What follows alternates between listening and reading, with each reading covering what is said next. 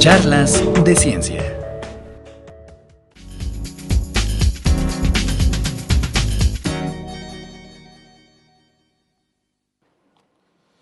Bueno, ¿qué hace la industria química por nosotros?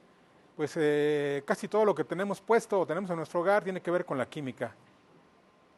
Las telas se derivan de una fabricación que se hizo de las fibras, o bien los colorantes de las telas que usamos pues vienen de la industria química.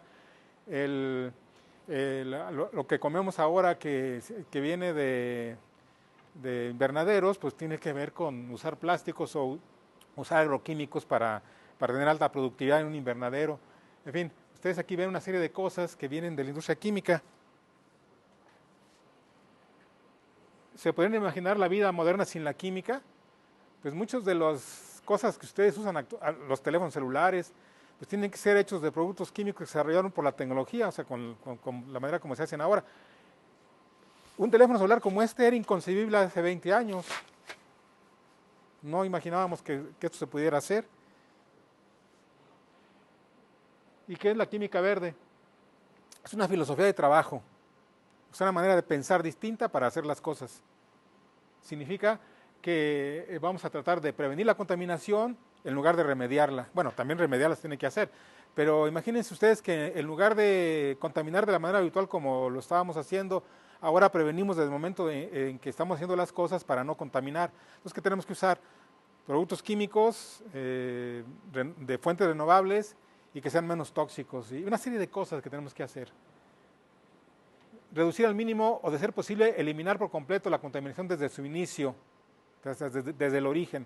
Por lo que caminar hacia un verdadero progreso global o desarrollo sostenible a nivel planetario implica construir las condiciones de seguridad, libertad y educación necesarias para ello. O sea, tenemos que estar educados para poder entender la importancia de lo que estamos haciendo desde el punto de vista de generar bienestar para todo el mundo.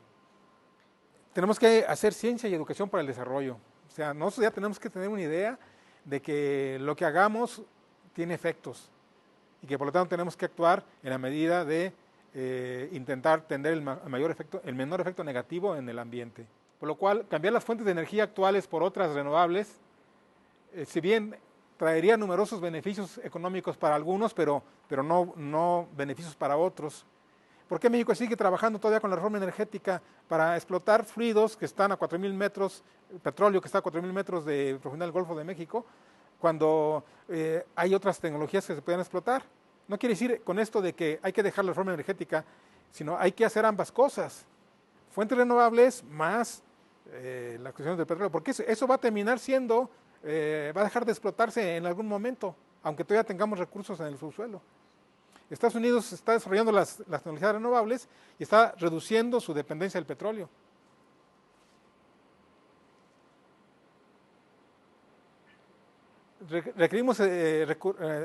Requerimos optar por una química cuyos productos y procesos buscan alcanzar el equilibrio ambientalmente, un equilibrio ambientalmente vivible, que lo podamos aceptar, y socialmente viable, o sea, que sea beneficio para todos, que sea redituable y éticamente aceptable. Esto se puede lograr con las energías renovables, pero hay que desarrollarlas. Están en vías, todavía no están terminadas. Y la química verde, el concepto de química verde, es un avance en ese camino, que está en manos de los científicos ahora. Y en alguna medida en los profesores de las universidades que están empezando a introducir estos conceptos en los estudiantes. El reto es acercarse a un ideal de una química socialmente responsable que contribuya al logro del desarrollo sostenible. Ese es el reto, ¿no? ¿Y cómo comenzó todo esto? Todo comenzó con una primavera. La doctora Rachel Carson, en 1962, ella murió en el 64, pero en el 62, ella trabajaba en un instituto en Pensilvania y la inquietud de ella era por el uso de los pesticidas, en concreto el DDT, que algunos de ustedes tal vez han escuchado. El DDT se desarrolló después de la Segunda Guerra Mundial y tuvo un beneficio en el mundo entonces, porque con el DDT se pudieron fumigar en muchos lugares donde había algunas enfermedades como el paludismo, la fiebre amarilla, etcétera, y esas enfermedades se abatieron, pero el problema era que también mataba, se acumulaba y que también mataba a otros animales. Lo que pasó para el año 62, ya había alrededor de una década que se estaba usando el DDT, la doctora Carlson se inquietó porque, esto lo escribió ella, luego una rara plaga se extendió sobre el lugar y todo empezó a cambiar. Hubo una quietud extraña. Los pocos pájaros que se veían estaban moribundos, temblaban violentamente y no podían volar. Fue una primavera carente de voces, o sea, silenciosa. En las montañas que una vez palpitaron con el matutino coro de las voces de multitudes de pájaros, ahora no había sonido alguno, solamente el silencio cubría los terrenos, los bosques y los pantanos. ¿Qué había pasado? Que con el DDT exterminaron a los insectos, protegiendo los cultivos, pero también mataron a los pájaros. Entonces, ¿se imaginan una primavera sin pájaros? O bien, en San Luis Potosí había muchas golondrinas, ahora ya no hay golondrinas. ¿Por qué desaparecieron? Bueno, eso es una inquietud. Pero, ¿qué trajo este libro? Bueno, generó mucha controversia, la atacaron, ella murió 2 años después de cáncer y no alcanzó a ver el efecto de su libro. Pero entonces, una de las cosas que surgieron a partir de ese, bueno, hubo muchos cambios en Estados Unidos y en el mundo. El DDT se prohibió, pero se siguió todavía usando en México. Y alrededor de 5 años después de que se prohibió en Estados Unidos, se prohibió aquí. ¿Qué es lo que trata la química verde? Trata de la minimización de desechos en la fuente, o sea, en el momento en que estamos haciendo un producto químico, intentar eliminar los desechos, o sea que no se generen, no generarlos. Uso de catalizadores en lugar de reactivos comunes. ¿Qué es un catalizador? Es una sustancia que participa en la reacción sin reaccionar, la activa y podemos hacer que la reacción se acelere de tal manera que en menos tiempo podemos producir más. Es lo que es un catalizador. Ese concepto ahora se utiliza en todas las ciencias, el concepto de catalizador.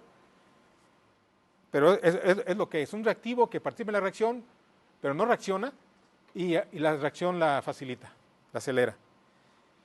Hay que usar reactivos no tóxicos. Podemos obtener un producto por una reacción con productos tóxicos o con productos no tóxicos. Nosotros elegimos. Pero digamos, en los años 50 no había elección, usaba los tóxicos porque era lo único que había. Pero ahora sí podemos elegir. Uso de recursos renovables. ¿Qué es esto? O sea, que no se agotan, que dependen de la energía solar para volverse a generar. La fotosíntesis es un proceso renovable. Entonces, si usamos biomasa producida por la fotosíntesis, ese sería un recurso renovable. El viento es otro recurso renovable. La energía solar es otro recurso renovable. Mejora de la eficiencia atómica. ¿Qué quiere decir eso? Que si yo voy a producir un producto, tengo que ver de los reactivos, de los átomos de los reactivos, cuántos van a estar en el producto. Si puedo hacer una reacción en la que el 100% de los átomos de los reactivos están en el producto, pues es una reacción muy eficiente. Pero regularmente voy a tener porcentajes del orden del 60%. Bueno, uso de sistemas libres de disolventes. Si podemos no usar disolventes, mucho mejor. El disolvente es el líquido en el que regularmente hacemos las reacciones. Y ese líquido puede proceder de la industria del petróleo o puede proceder de la industria de fermentaciones. O sea, hay una gama de cosas que podemos hacer. La química verde tiene una responsabilidad, pero vamos a plantearnos esto primero. ¿Por qué no hay geología verde? Pues la geología implica estudiar las capas de la Tierra, pero no tiene que ver con efectos colaterales de eso. Entonces no puede ser, la astronomía tampoco puede ser verde. Lo que sí puede ser verde es la química, porque la química es la ciencia que introduce nuevas sustancias en el mundo y por lo tanto en el ambiente, y tenemos por lo tanto una responsabilidad por su impacto, porque esa sustancia puede tener un impacto positivo o negativo en el medio, como el DDT. El DDT es una molécula compleja de síntesis que mataba a los insectos. ¿Cómo mata a los insectos? Un insecticida también, el que ustedes usan en su casa para fumigar de vez en cuando, ¿no? ¿Qué es lo que hace? Afecta al bicho y inhibe sus reacciones de metabolismo. Por lo tanto, ya no puede aprovechar una sustancia que hay en el ambiente que come, pues ya no la puede digerir y se muere. Entonces el DDT esa función tenía con los insectos, pero se quedaba acumulado en los insectos y luego los pájaros lo comían y se morían también. Por eso es que se han encontrado sustancias químicas en las ballenas. ¿Por qué? Porque fumigamos en la tierra, los desechos van al mar, el plancton se alimenta con eso, los peces lo comen, luego las ballenas comen a los peces y entonces... Por eso es que tenemos que tener mucho cuidado ya con lo que hacemos, ¿no? Incluso ustedes que están en ciencias sociales también, o sea, conciencia para un lado por lo que ustedes consumen, ¿no? Pero otro también porque ustedes en algún futuro van a trabajar en cosas que tienen que ver con el ambiente. La química verde también es una nueva aproximación al diseño de productos químicos y transformaciones químicas, o sea, procesos químicos que son benéficas para la salud humana y el medio ambiente. Y que ahora lo que tratamos es de tener el efecto negativo menor o no tenerlo. Una forma innovadora para diseñar moléculas y transformaciones químicas es para la sostenibilidad. No, perdón, aquí no es sustentabilidad, porque sustentar es defender algo con argumentos. Eso es sustentar. Y sostener es que se pueda sostener por sí mismo. Es decir, es lo mismo que si yo necesito muletas, me tengo que sostener son para sostenerme. Pero si tenemos que recurrir a algo que queremos que no se agote, pues tiene que ser sostenible, que se pueda sostener por sí mismo. Entonces la sostenibilidad significa lo que está aquí en rojo. Satisfacer las necesidades de la generación actual sin comprometer las capacidades de las generaciones futuras para satisfacer sus propias necesidades. Es decir, que nuestros nietos deben de tener la posibilidad de encontrar los recursos en el ambiente para poder vivir. No que llegue el momento en que ellos no pueden desarrollar una vida normal porque nosotros nos agotamos los recursos ahora. La química verde se sustenta en 12 principios que fueron enunciados alrededor de los años 80. Y estos dos principios son estos. Prevenir la creación de residuos.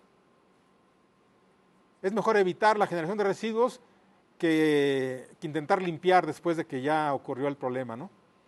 Maximizar la economía atómica significa que debemos de procurar tener reacciones en las que el mayor porcentaje de átomos de los reactivos estén en el producto. Entonces generaríamos menos subproductos. Realizar síntesis química menos peligrosa, es decir, usar reactivos no tóxicos o que sean de fuentes renovables. Minimizando la toxicidad. Y también que no sean no tóxicos. Este es algunos de los principios los voy a ilustrar con algún ejemplo. Aquí ven ustedes desechos. Ahí hay un arroyo que lleva desechos de alguna industria. Las pilas que las tiramos en donde sea. Los contenedores que están hechos para capturar las pilas regularmente no están llenos, así que ya no quepa otra pila. Porque no todas las tiramos adecuadamente. Entonces, además, las pilas tienen metales pesados, que si una pila puede contaminar muchísima agua. Entonces hay que disponer adecuadamente de las pilas. Economía atómica, aquí tenemos un ejemplo. Es dos reactivos que generan un reactivo en el que se ve que las dos moléculas están integradas. La eficiencia atómica es del 100%. Y acá tenemos otra en la que tenemos un subproducto. Aquí la economía atómica es del 25%. Entonces, tenemos que procurar tener mayor eficiencia atómica en los productos que vamos a diseñar. Otro principio es diseñar productos y compuestos menos peligrosos, con menor toxicidad. Entonces, si el producto que estamos usando es muy tóxico, pues tenemos que intentar sintetizar uno que lo sustituya, que sea menos tóxico. Utilizar disolventes y condiciones seguras de reacción.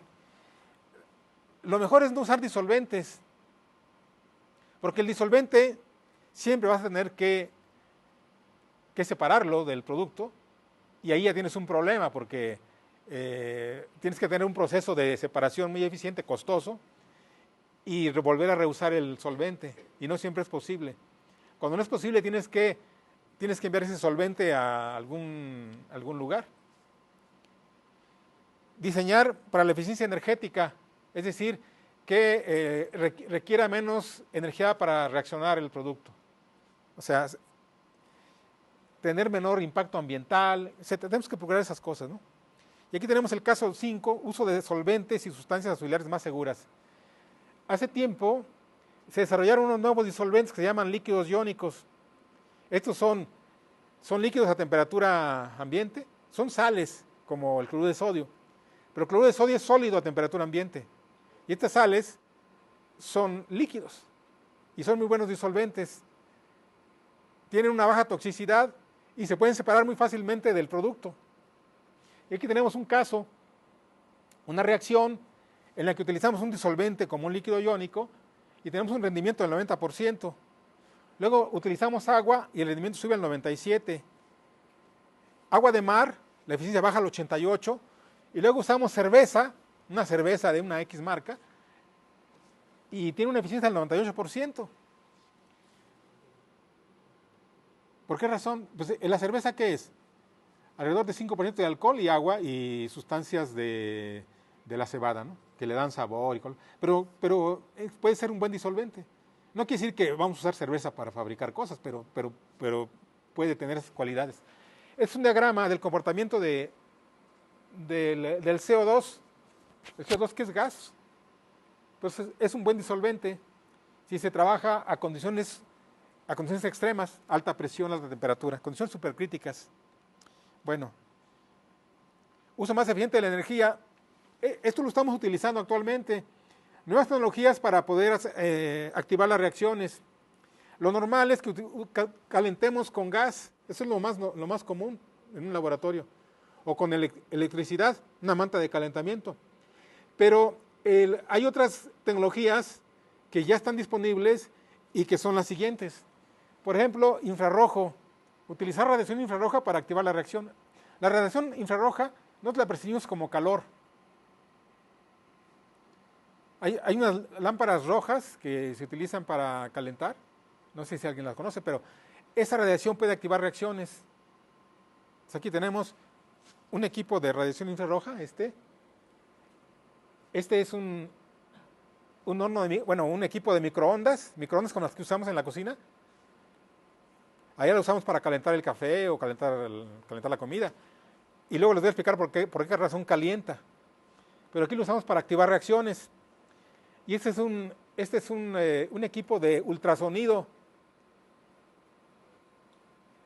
Las ondas ultrasónicas tienen una ventaja de que pueden romper grumos, pueden facilitar el mezclado de cosas y pueden también activar reacciones. Y este sería lo que llamamos triboquímica. Es algo así como un mortero, pero trabaja a altas revoluciones y puede activar las reacciones sin necesidad de solvente. Entonces esto es tecnología que se puede usar y que nos da rendimientos bastante grandes, no contamina, poco consumo de energía y podemos trabajar o producimos poco solvente o nada. No usamos solvente. Otros de los principios, el número 7, utilizar materias primas renovables. ¿Cuáles son las materias primas renovables? Las que proceden de la agricultura, de las plantas, en algunos casos de animales, enzimas. Las enzimas que nosotros en nuestro metabolismo utilizamos enzimas para poder digerir los alimentos y para otras funciones que el cuerpo tiene que satisfacer. Los materiales de partida deben proceder de fuentes renovables. Eso es, y que sea económica y técnicamente factible. Evitar derivados químicos. Si tenemos una reacción en la que tenemos una buena eficiencia atómica, entonces los derivados químicos, los subproductos, se minimizan y lo que tenemos que hacer es procurar que sean no tóxicos. Bueno, utilizar catalizadores. Si podemos usar un catalizador, la reacción se acelera y por lo tanto se hace más rápida y la eficiencia puede crecer mucho. Un catalizador, nosotros usamos catalizadores en nuestro cuerpo. Las enzimas, ¿no?, es un catalizador biológico que permite que las reacciones biológicas se hagan a 37 grados a nuestra temperatura y con una alta eficiencia. Entonces podemos utilizar enzimas para hacer muchas reacciones que se harían por el lado de la petroquímica con altas temperaturas y altas presiones. Podemos hacer algunas reacciones a temperaturas normales. Bueno, uso de las materias primas renovables. Aquí tenemos el caso. Energía solar, se producen residuos agrícolas, residuos de industria forestal, residuos urbanos, residuos ganaderos, y con eso generamos biomasa, y con la biomasa podemos generar muchos productos. Catalizadores, aquí está cómo funciona el catalizador. Para que la reacción se dé sin catalizador, necesitamos darle una cierta energía al sistema reactivo. Eso le llamamos energía de activación, para que se dé la reacción. Y en una reacción normal, lo rojo sería la energía que hay que darle, es bastante. El catalizador lo que hace es que ofrece otra ruta de reacción que requiere menos energía, y por lo tanto la reacción se acelera. ¿Sí? Requiere menor energía, mayor velocidad.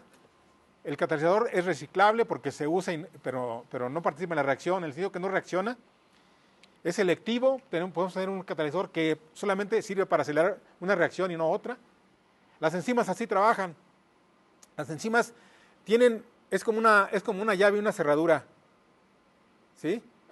Podemos pensar que la cerradura es la llave, es la enzima, y que la llave es la sustancia que va a transformar. Solamente entra una llave en una cerradura. En una enzima solamente ciertas moléculas caen ahí y no otras.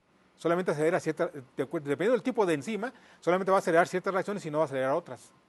Por eso las enzimas son muy selectivas. Eso sí, hay muchas enzimas, pero son selectivas. La reacción normal sería subir hasta arriba. La reacción catalizada sería deslizarlo por la parte verde. Por lo tanto va a ser más fácil. Las cantidades son pequeñas, se dicen en pequeña cantidad. Por eso dice ahí, por eso está una balanza, pequeña cantidad. Incrementa la rapidez de reacción y no se altera, al final queda el catalizador. Disminuye la energía de activación, por eso se acelera la reacción.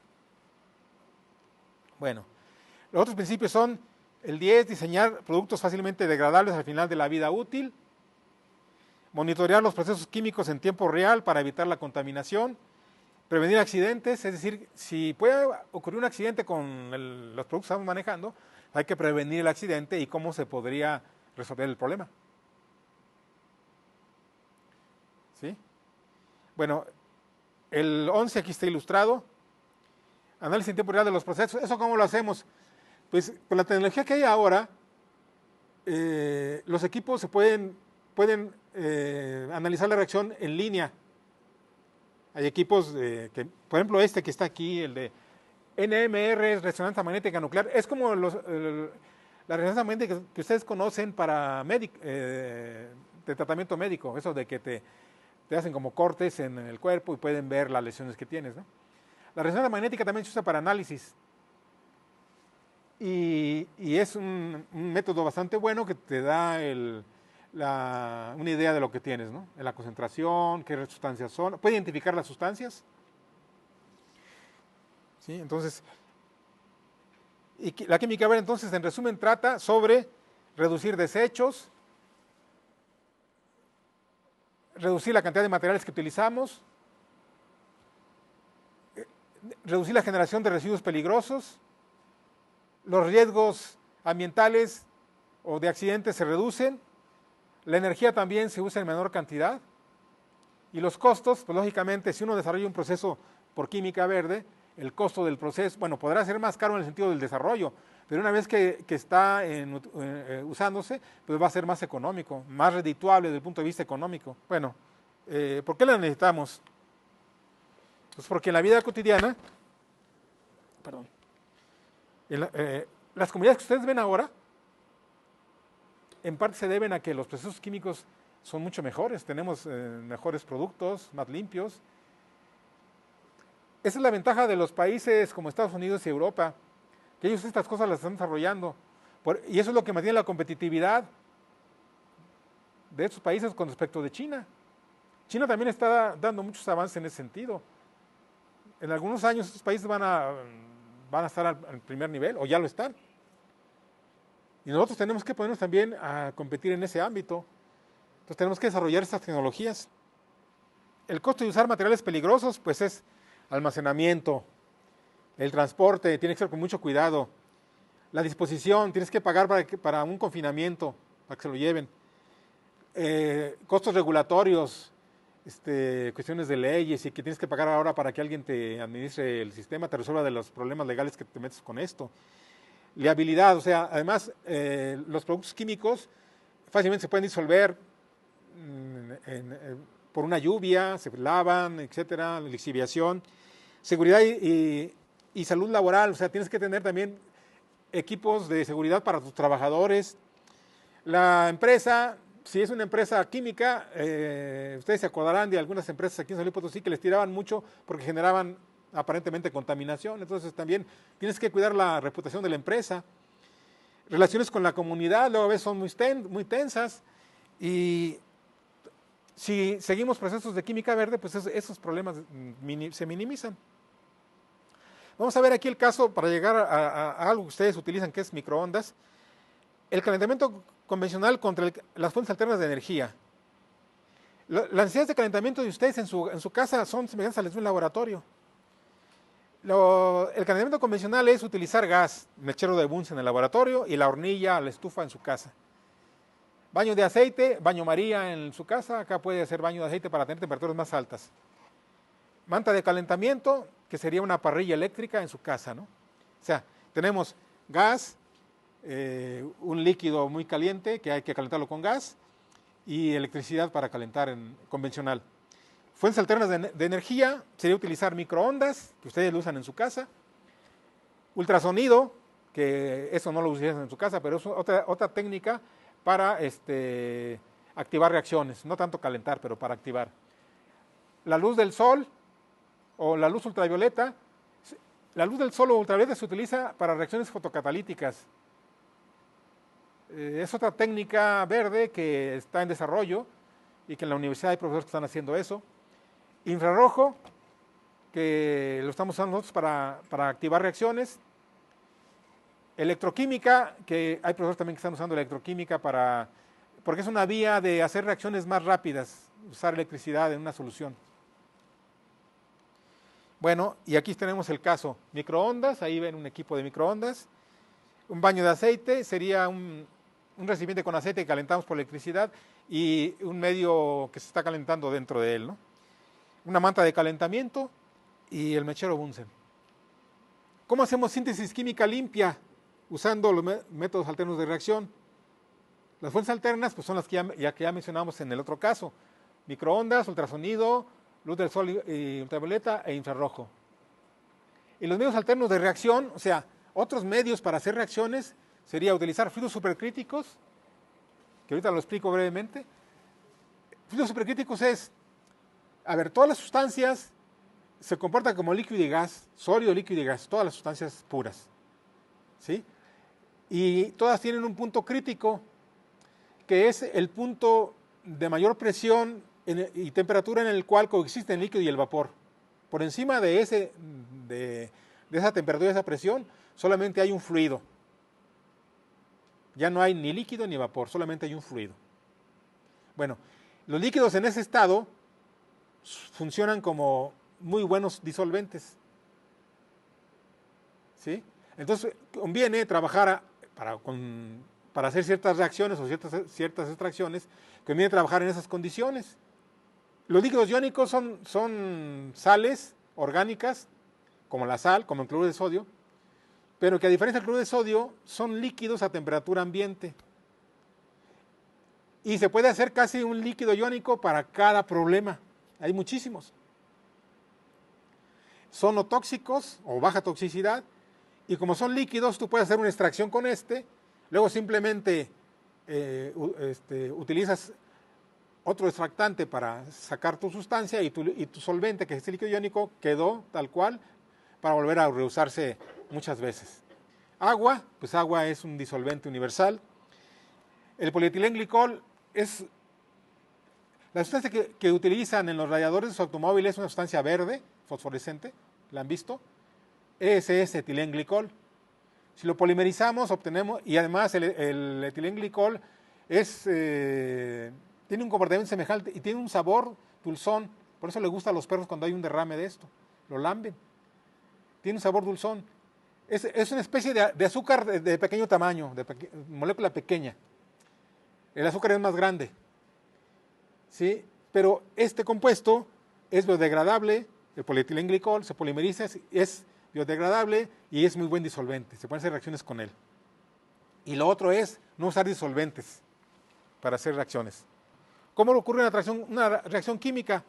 Bueno, tenemos el substrato, que serían los reactivos. El sustrato es un reactivo.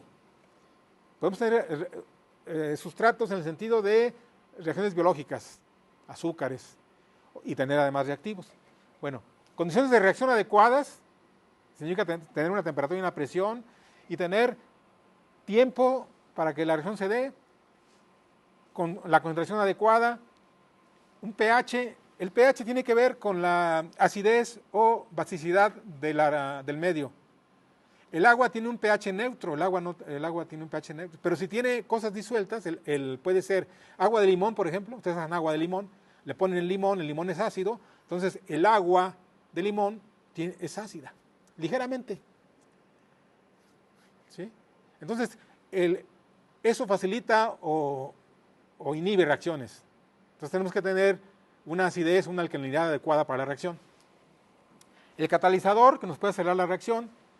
Un inhibidor que puede hacer que una reacción colateral, inhibidores sería como un catalizador negativo, que en lugar de acelerar, la frena. ¿Sí? Entonces el inhibidor lo que hace es que una reacción determinada no se dé en la magnitud que se daría si no lo pusiéramos. Entonces eso nos ayuda a dirigir para que se dé una reacción y no se dé otra. El disolvente puede participar y también es el medio para que se dé la reacción. Y la agitación, tenemos que tener agitado aquello. Y todo eso es energía. Entonces, para que se dé la reacción necesitamos eso, calor, agitación. ¿Y cómo le vamos a dar el calor y la agitación? La radiación infrarroja le va a dar calor. El ultrasonido va a dar agitación. Las microondas van a dar calor y la electroquímica también va a dar calor o va a facilitar la reacción. Pero ¿cómo actúan cada uno de ellos? Bueno, es un equipo de ultrasonido, de microondas de laboratorio. Como ven, y el que está a la derecha de ustedes es de cocina. Se puede hacer reacciones con los dos.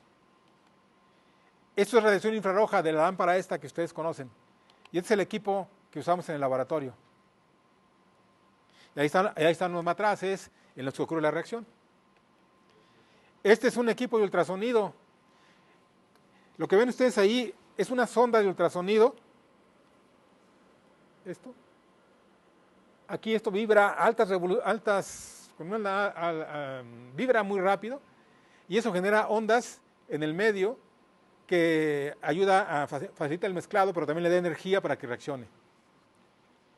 Y son reacciones limpias. Lo que se hace con ultrasonido se llama sonoquímica. Y este es un equipo como el que tenemos en el laboratorio. Le ponemos agua, el ultrasonido se transmite a través del agua y llega al matraz donde están los reactivos y se activan la reacción. También lo venden, estos equipos los venden al público para limpiar joyas, para limpiar maquinaria, utilizan ultrasonido. Y la triboquímica, que consiste en hacer girar el recipiente donde está la reacción con unas esferas de acero inoxidable o de un material especial y activa la reacción por la fricción. Bueno, ejemplos. Por ejemplo, para hacer fármacos, aquí tenemos dos rutas para hacer el mismo producto, el ácido adípico. Allá de la industria química, del petróleo, usamos benceno y ciclohexano y en varias etapas obtenemos el ácido adípico, que es un producto farmacéutico. Por acá, con glucosa, que es un azúcar, más el ácido dihidroxiquímico que viene de las plantas, algunas plantas lo tienen, hacemos una reacción activada por enzimas en una etapa y obtenemos el ácido mucónico que en otra llega a ser ácido adípico. Entonces, como ven ustedes, la ruta verde es más corta, es menos tóxica, requiere menos energía y por eso es que nos interesa desarrollar, ¿no? Consecuencias ambientales de la química verde y económicas. Pues vean ustedes, reduce, casi todo vemos ahí que dice reduce, menos, etcétera. Menos energía, menos toxicidad, etcétera, etcétera. Mientras que la ruta química, pues es más severa, consume reactivos más tóxicos, requiere más energía, etcétera.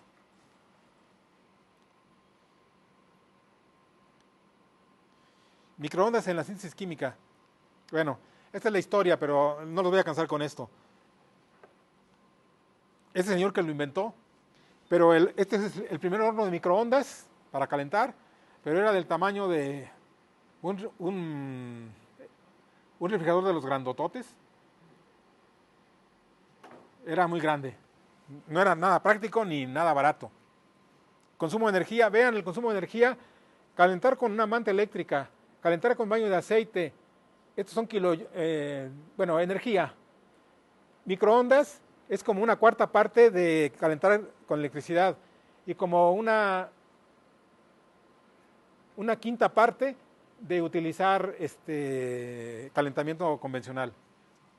Bueno, ¿cómo trabaja? Las ondas electromagnéticas lo que hacen es que cambia de polaridad, por eso es la onda sinoidal. Entonces, las moléculas polares que están en los alimentos van a vibrar, pero a altas velocidades, entonces eso va a generar el calor y por eso se calienta el microondas. No tengan miedo de que les va a dar a ustedes la radiación, porque la onda electromagnética de los microondas es de 12 centímetros, es como esto.